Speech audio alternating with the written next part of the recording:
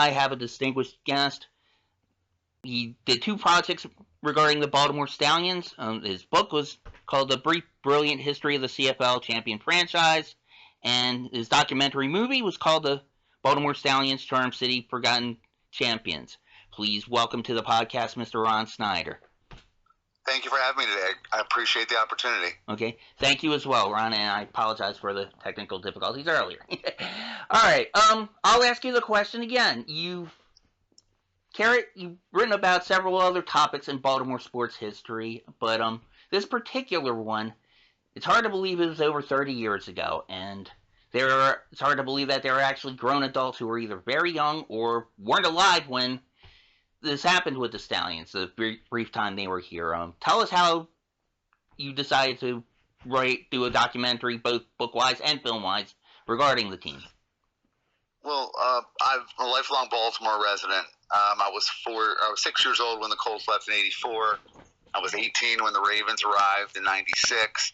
So I went my whole childhood without an NFL team to root for of our own. The first professional football team that I had that I could truly claim was ours was the CFL Stallions. And it was just an amazing 2 years. Anyone that remembers it, anyone that looks back on it, reads my book, watches the movie. I mean, this was a team that was in existence for 2 years, went to the Grey Cup twice, won it in '95, had the best record in CFL history, arguably the best team in CFL history, and then they just disappear, right? The Ravens or the Browns moved to Baltimore, become the Ravens, and there just wasn't a place for a CFL team here in Baltimore. And my career, I spent more than 20 years as a journalist in newspapers, digital outlets, always looking for amazing stories. And this story is just a pure sports story for anyone that you don't even have to be a CFL fan to appreciate what this story had. It had triumph, it had agony, it had emotion, it had success, it had failure, it had characters. It had a David versus Goliath aspect to it with Baltimore against the NFL. And it's just a story that I think resonates with people in Baltimore. This was a blue-collar team for a blue-collar city. And we just connected with this team. And I always felt like they never had the opportunity to have their story told, and that's why I wanted to do it. Right. And how it came about at the beginning, it was interesting. It was, as Bruce Cunningham and Spiros and other folks that you interviewed in the film commented, it was several events coming together. You had the expansion bid, to the NFL. We were rejected, of course, by Charlotte and Jacksonville, and then you had the Orioles and Major League Baseball on strike that year too. So it was like, when Mr. Spiros brought the team over, it seemed like not only they may have been your first professional football team to watch, they were the only professional sports in Baltimore, because we didn't have NBA. We may have had maybe 1 or 2 seasons of Bandits hockey then, but that's about it. I mean, it seemed like a lot of things came together, and then, as you mentioned, the fight over whether or not they could use the name Colts, and of course, the NFL Colts went to court and got that taken away from us, and that probably spurred the fans on even more. It's like, okay, you won't even give us a team, and now you can't even let us call the team what we want in another league? Come on, so I think they're... It was a perfect storm. I mean, like I said, I don't know if what they did could have been done at any other point before or after in Baltimore sports history. Again, we had the NFL expansion that went to Charlotte and Jacksonville. Again, I think we kind of understood Charlotte, but as Bruce Cunningham has said many times, Jacksonville kind of pissed us off. We thought we were going to get a team. The late Paul Tagliabue famously said maybe we should take the money for a stadium and build a museum. And that really angered all of us, like saying, we're the team, we're the city that put the NFL on the map in 1958 with the greatest game ever played in the '58 championship game between the Colts and the Giants. We're the reason that the NFL is what it is today. Our team was taken from us. We've had other teams teased coming to Baltimore. We lost out on expansion. And at the same time, the CFL was going through some financial hardships and decided that a way to kind of alleviate those financial hardships was to expand in the U.S. And they had added Sacramento the year before when a team from the old World League of American Football, and then Baltimore came on, and Mr. Spiros was gonna call them the Baltimore CFL Colts, like you mentioned. And then the NFL, again, right before the preseason started, said, won in court and basically said you can't name them the Colts, and they played that first year without a name, and it really became lead story again from a PR perspective. You couldn't ask for better media exposure. I mean, it was the lead story on ESPN, on the New York Times, the Washington Post. And again, like you said, baseball was non-existent because of the strike. So it was really the only game in town. And when I tell people there was 40,000 fans, in '94 to see Canadian football in Baltimore, they just, you don't really understand that. It's one of the reasons it took a long time for me to actually sell the book. Was because people just didn't really understand exactly what this was. So there was a Canadian football team here that lasted 2 years, but it was so much more than that. This was a decade of frustration of losing out to professional football. It was finally getting a team to call our own, only for the NFL again to say you can't name the team what you want to name them.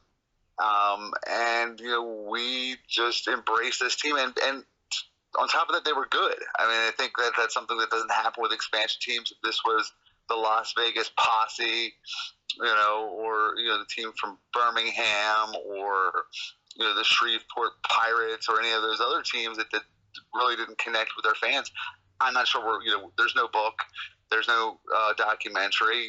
They're just a footnote in Baltimore sports history. And the Stallions, for that first year, the Baltimore CFLers were much more than that.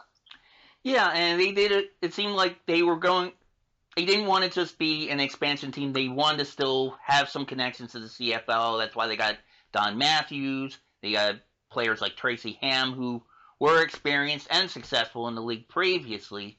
And I think that had a big hand to do with it too. Now, one point that was interesting, when you interviewed John Zeman, who's the leader of the Baltimore Marching Ravens, back then the Baltimore Colts marching band, one thing he pointed out is it had people who hadn't seen professional football in a long time, or if ever, for younger generations, it taught them how to cheer again. It taught them how to make noise when Baltimore was on defense. It taught them to be quiet so that the Baltimore quarterback can, call the plays, that kind of. And what I additionally liked about the fact that it was the CFL, they had different rules, and you had to learn those rules as you go along. That was kind of the fun of it. I remember the preseason game against Winnipeg. I think they went into overtime, and Winnipeg scored first, and a lot of people thought it was like NFL rules where it was sudden death overtime. But then, my father and I remember we were getting ready to leave. It's like, okay, I guess the game's over. And then hear the announcer say, so-and-so to receive for Baltimore. And like, what? They're still playing? And then come to find out, they do it kind of like old World Cup rules, where it's just a period. They play a whole period no matter what, and then whoever scores wins. So I thought that was interesting then. Yeah, I mean, and again, remember, this was before the internet, so you didn't have the ability to Google CFL rules. You had to, you had to find the rules. You had to learn the rules, and learn the different offenses. How many players? 12 players on the field. The 55-yard line, the longer field. The rules with motion and things along those lines. It is a unique game. It's a unique brand of football. I mean, a lot of the elements you see in today's spread options and all those motion offenses that we see today, can trace back at least part of it to concepts in the CFL. Sure. Especially today, I mean, like here with Baltimore, we have Lamar Jackson. And it's one thing I remembered with the CFL. They had a lot of good scrambling quarterbacks. I mean, Doug Flutie, I'd seen him in person in 3 different leagues. In the USFL, with the New Jersey Generals, the Bills against the Ravens, and then with Calgary in the CFL. And the CFL, it seemed like it fit his skill set more out of the three because I guess because the field was wider and he's a mobile guy. He was able to elude defenders a lot better in that league. And he's probably, I think he's in their Hall of Fame, or if he isn't, he should be. I'm 90% sure he is, but he was brilliant at that, and I think it probably helped like Warren Moon and Tracy Ham, and then as you mentioned, a lot of modern players can look up to those guys as influences, whether it be NFL or CFL. Yeah, I mean, and you talk about Tracy Ham. I mean, Tracy Ham was kind of the linchpin, right? I mean, he was the first player that they signed, and you mentioned it before about how they built the team. Because it's a different brand of football, because you need a specific set of players. A lot of the other American teams went with American-style coaches, tried to bring in NFL names, college names. And the game doesn't always transition. The league is littered with people that came up to the CFL thinking they could make it here, and just didn't adjust well to the game. You look at like folks like Johnny Manziel or Dwayne "The Rock" Johnson. I heard he did pretty well for himself after leaving the CFL. Right.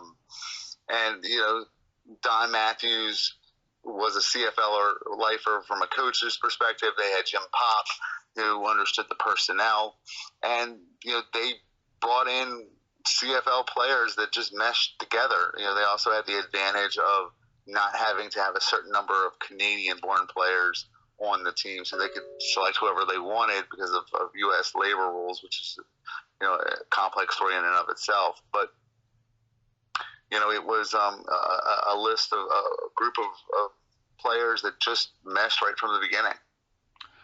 Right. Once again, we're with author and documentary Ron Snyder here on the CFL Fans in the USA podcast.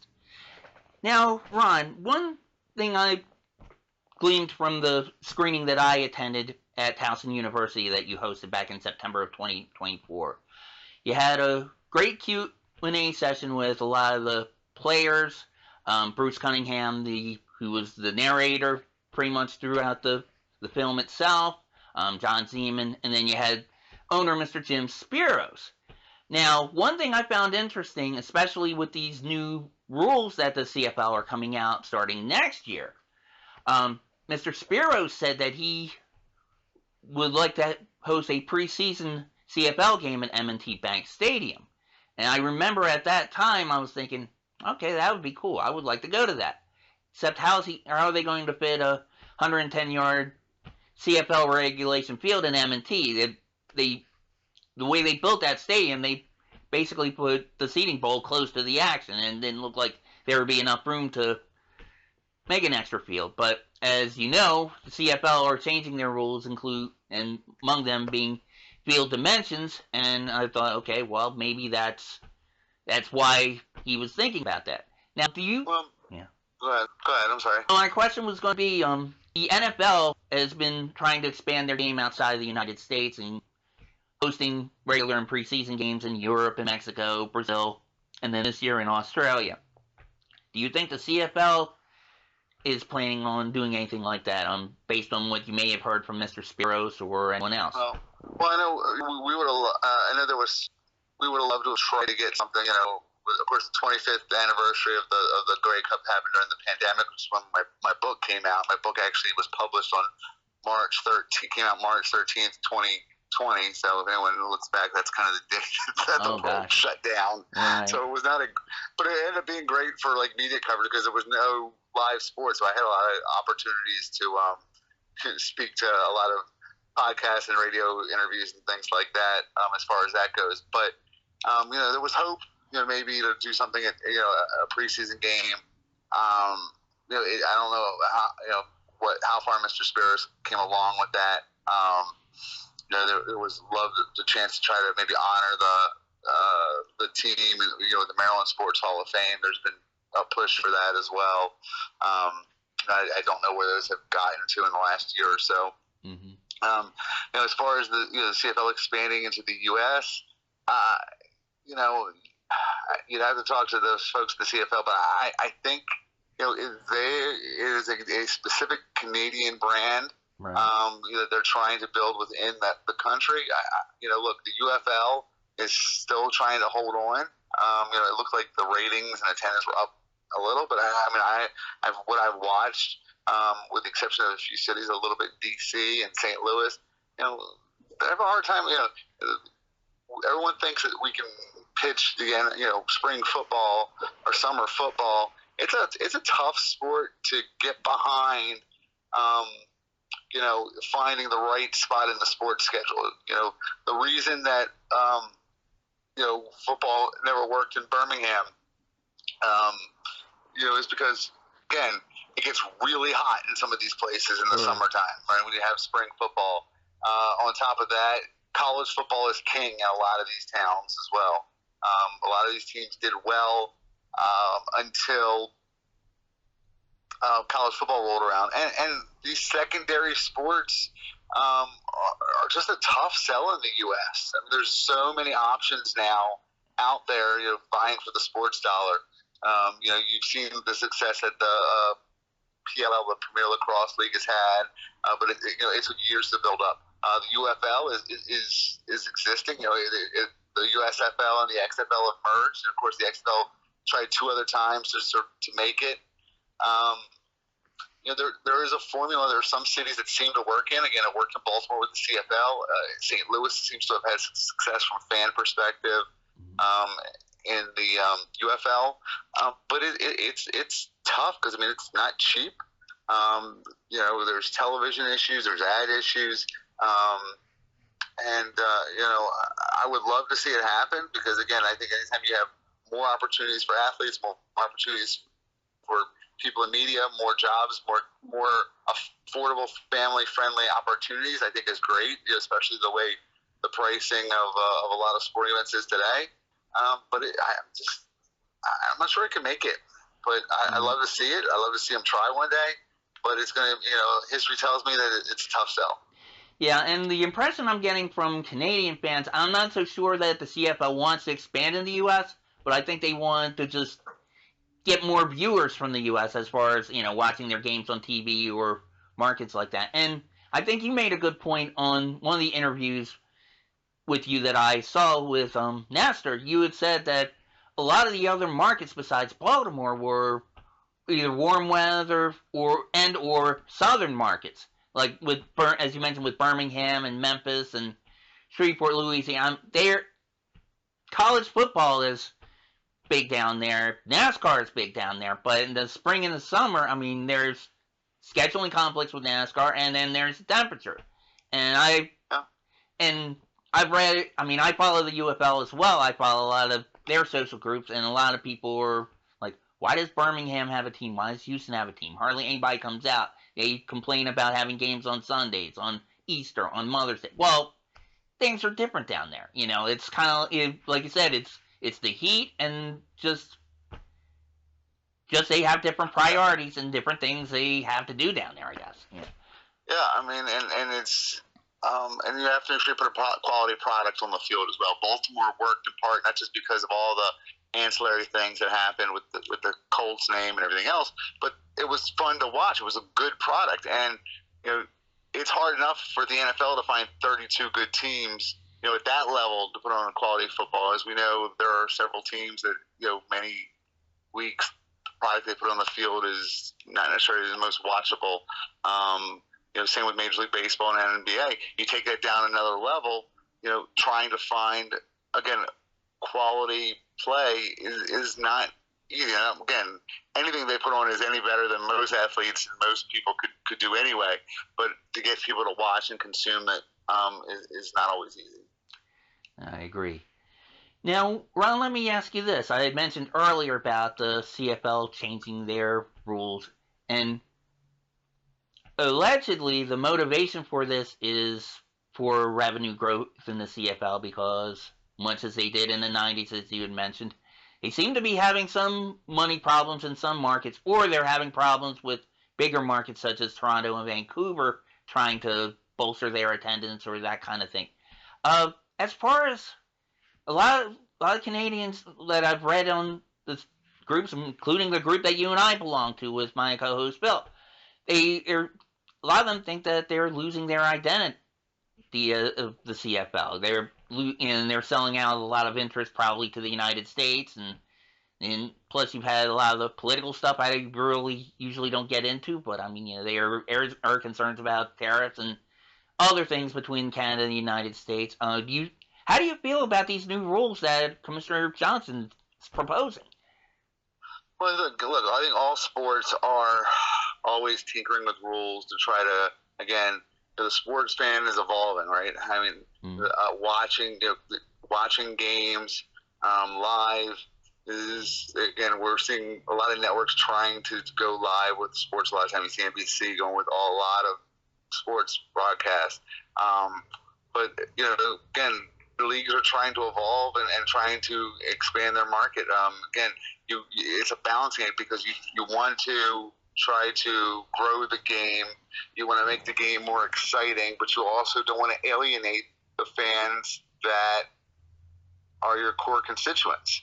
So, one thing I learned in the research of my book and in the movie was that Canadians were not happy with the American expansion because, again, they felt it was a Canadian brand of football. You go back and look at the nationalistic approach that happened between Baltimore and Canada in that first Grey Cup and even the second Grey Cup. There was fear of, they didn't want to lose the Grey Cup, and I'm thinking to myself, you guys just took the World Series in 93 and 92 and 93 with the Blue Jays. So, you can't have it both ways, but you also have an NBA final since then. But it's important to note that a U.S. city has won a Grey Cup in more recent time than a Canadian team has won the Stanley Cup. That's crazy. It's funny you mentioned that because I was actually in Toronto in September, and I remember the feeling that you had mentioned as far as the Canadians not wanting Baltimore to take the Grey Cup over the border. And one of the things I went to was the Hockey Hall of Fame, and they have an exhibit about, it was called the Canada Cup, where they had an international hockey tournament. And when the Soviet Union won, you would have thought, oh my God, Canada's being invaded, this is horrible, this, they're taking the trophy, where they don't, and they probably felt the same way about the Stallions. And I think in your movie, one of the players, he even said, he was trash talking with the fans, and he's saying, you think you're upset now, it might take a while for this cup to come back, because we're going to win a few more of them, because they thought they were going to still be in Baltimore. But yeah, it was a unique feeling.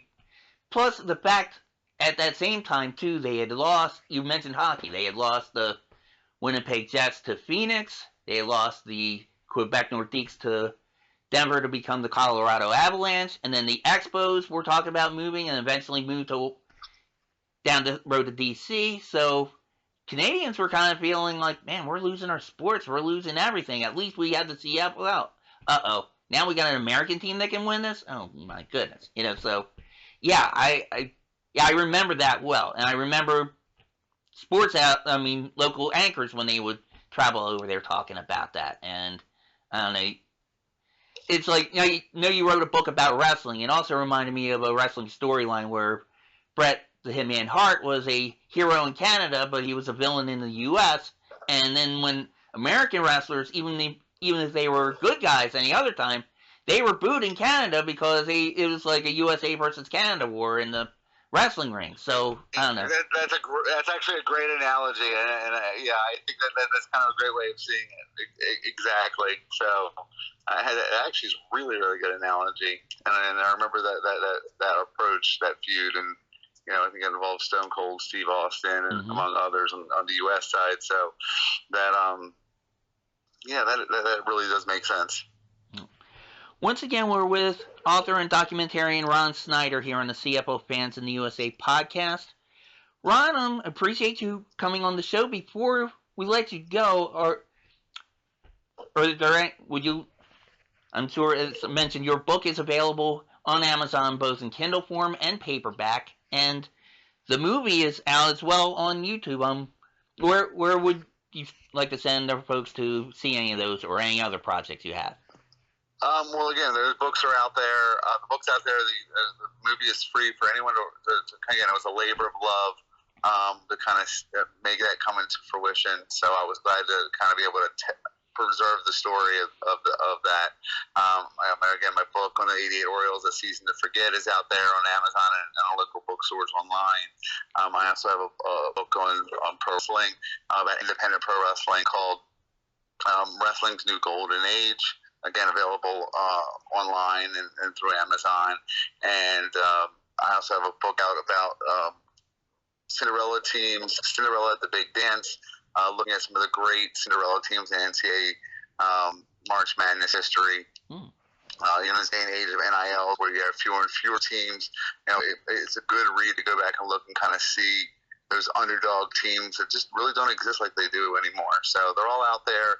I have some projects in the works that I'm really excited about. Not quite ready just yet to kind of make it public, but in the next couple weeks, I'm hoping to kind of lay the foundation to let folks know what's going on. But it's going to be another documentary in the works. It's going to take me about a year to complete. So not quite there yet, but I think it's going to be exciting. And again, I really like the opportunity to tell unique stories that resonate with not just athletes and fanatics, major sports fans, but just people that love a good quality story. Great. Well, if there's anything we can help you to do with those future projects, we'd love to have you back on to talk about them as well. So I appreciate it, and good luck with the podcast. I'm looking forward to seeing it and listening to it online. And again, anytime people want to talk about this time in Baltimore sports history, I really enjoy it. I think it's a fun time. It's a fun story. These were great players that were great for the community, and anything we can do to kind of keep their legacy going, I'm more than happy to help. All right, great. All right, folks, we're going to take a quick break, and we'll be right back. Once again, you're on the CFL Fans in the USA podcast.